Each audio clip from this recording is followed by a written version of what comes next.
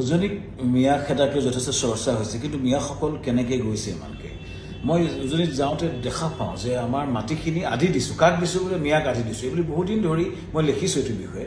এইটো ফেশ্বন হৈ গৈছিলে, কিন্তু গৈ গৈ গজালি মেলিছে।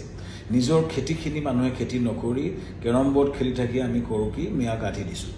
ঘৰ কনষ্ট্ৰাকশ্যন বিৰাট চলি আছে। এইটো অনস্বীকাৰ্য যে মিস্ত্ৰী, কাঠ মিস্ত্ৰী, ইলেক্ট্ৰিচিয়ান চব মিয়াসকলে এতিয়া আধিপত্য হৈছে। চ' লাহে লাহে মিয়াসকল উজনি উত্তৰ সকলোতে সোমাই গৈছে। তাকে লৈ মানুহৰ কিছু চিন্তা নিশ্চিতভাৱে আছে যে জনগাঁথনি সলনি হ'ব নেকি, যেনেকৈ নামনিত বা মধ্য অসমত হৈছে, আৰু সেইকাৰণে ক্ষোভটো হৈছে। তাৰ নিৰাময় উপায়টো কি? মোৰ মতে এটা নিৰাময় উপায় হৈছে আমাৰ সমাজ, চৰকাৰ বা জাতীয় সংগঠনৰ এটা ডাঙৰ ৰোল আছে। আমি মাটিখিনি, আমাৰ অসমীয়া মানুহে সদায় খেতি কৰিছিলে। এখন আধ্যবন্তৰ ঘৰ মানে বাৰীত মাছ, বাৰীত শাক পাচলি, পুখুৰীত মাছ, ভঁৰাল, এইখন এখন আধ্যবন্ত সমাজ। তাৰমানে আমাৰ খেতিৰ ইতিহাস আছে। আমাৰ মেনুৱেল ৱৰ্কৰ ইমান ইতিহাস নাই, কিন্তু আমি ভাল খেতি কৰিছিলোঁ। কিয় আমি নকৰা হ'লোঁ? যদি আমি মাটিখিনি পেলাই নথৈ এটা খেতি কৰি দুবাৰ, বাকী খৰালিৰ সময়ত টেনিছ বল খেলি সময় কটোৱাতকৈ 3বাৰ আমি যদি খেতি কৰিব পাৰোঁ, কিয় নোৱাৰিম? মিয়াসকলে পাৰে, অসমীয়া মানুহে কিয় নোৱাৰিব?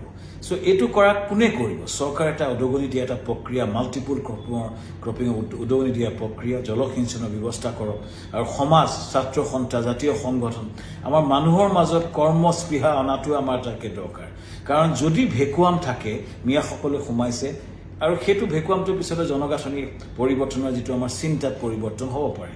এটাই উপায় আছে, আমি নিজে কাম কৰোঁ, এটলিষ্ট খেতি কৰোঁ।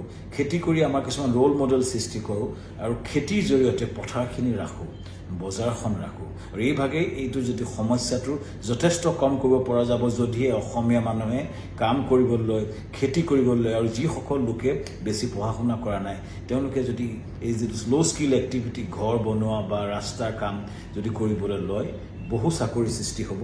আৰু মিয়া খেদোৱা কথাটো বহু পৰিমাণে যে আমি নিজেই নিজৰ কাম সৃষ্টি কৰি আমি এইটো কণ্ট্ৰল কৰিব পাৰোঁ। ধন্যবাদ।